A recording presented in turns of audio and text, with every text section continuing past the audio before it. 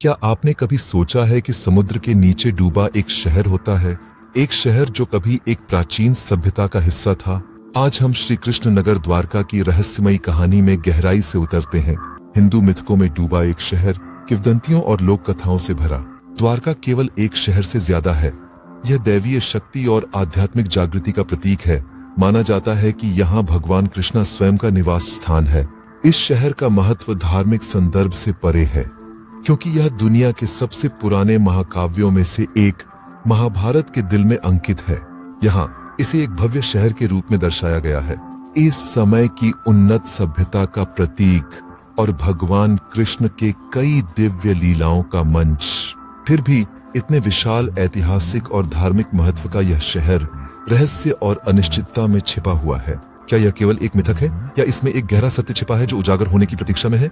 ऐसे इतिहास और धार्मिक महत्व वाला एक शहर जो रहस्य और अनिश्चितता से घिरा हुआ है।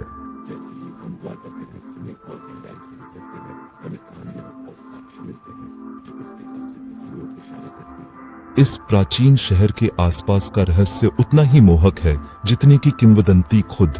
अरब सागर के नीचे आधुनिक गुजरात के तट से दूर एक पुरातात्विक खजाने का भंडार छिपा है। समुद्री पुरातत्व इकाई, जो राष्ट्रीय महासागर विज्ञान संस्थान का हिस्सा है, ने कुछ चौंकाने वाली खोजें की हैं, जो महाभारत के काल की एक सभ्यता के अस्तित्व की ओर इशारा करती हैं। कल्पना कीजिए, आप एक गोताखोर हैं जो समुद्र की गहराइयों में उतर रहे हैं। जैसे ही आप पानी के माध्यम से फिसलते हैं, पहली बात जो आपका ध्यान आकर्षित करती है वह है एक शहर की भव्य रचना, जिसकी संरचनाएं पेरिस शहर की तरह प्रतीत होती हैं। यह प्राचीन पाठों में वर्णन के अनुसार मिलती जुलती है। शहर की योजना ही सब कुछ नहीं है। पुरातत्वविदों ने बहुत सारी वस्तुएं खोजी हैं, मिट्टी के बर्तन, मुहरें और मूर्तियां। इनमें से कुछ कलाकृतियों पर लेख हैं जो जब पढ़े जाते हैं तो द्वारका की प्राचीन सभ्यता से संबंध दिखाते हैं। सबसे ज्यादा रोमांचक सबूत में से एक 3 सिर वाले जानवर को दर्शाती एक मोहर की खोज है। यह मोहर महाभारत में ऐसी मोहरों के वर्णन से काफी मिलती जुलती है, लेकिन सिर्फ वस्तुएं ही सबूत नहीं देती है।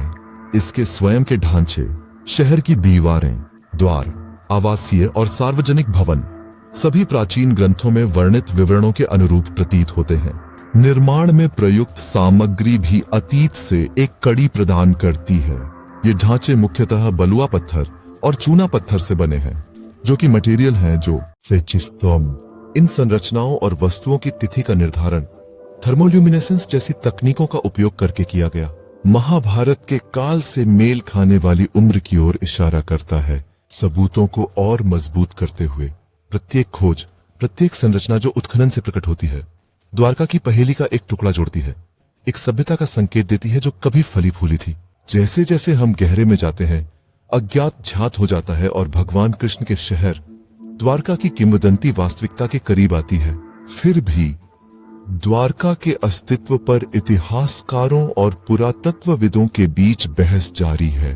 पाया गया साक्ष्य मिश्रित था, विपरीत दृष्टिकोणों का एक भंवर बनाते हुए।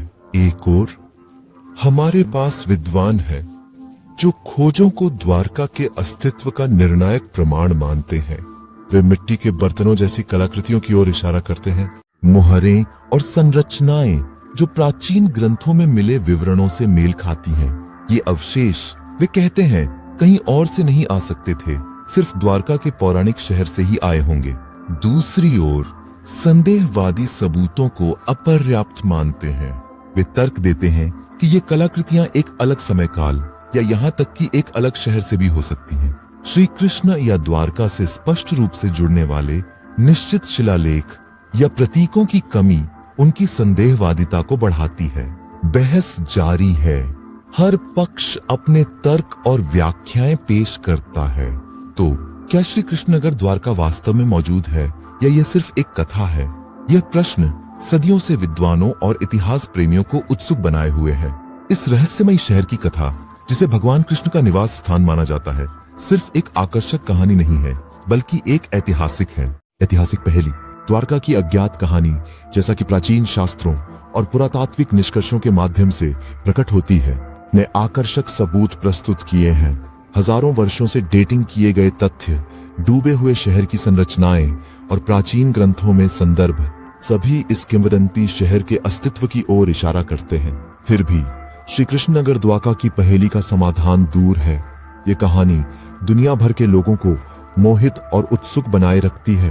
ये एक कहानी है जो अटकलों को आमंत्रित करती है, बहस को उत्तेजित करती है और मानव ज्ञान की खोज को प्रेरित करती है, चाहे वह मिथक हो या वास्तविकता। श्री कृष्ण नागद्वारका की कहानी हमारे प्राचीन अतीत की एक आकर्षक कथा है, एक ऐसी कथा जिसका अन्वेषण और चर्चा आज भी जारी है।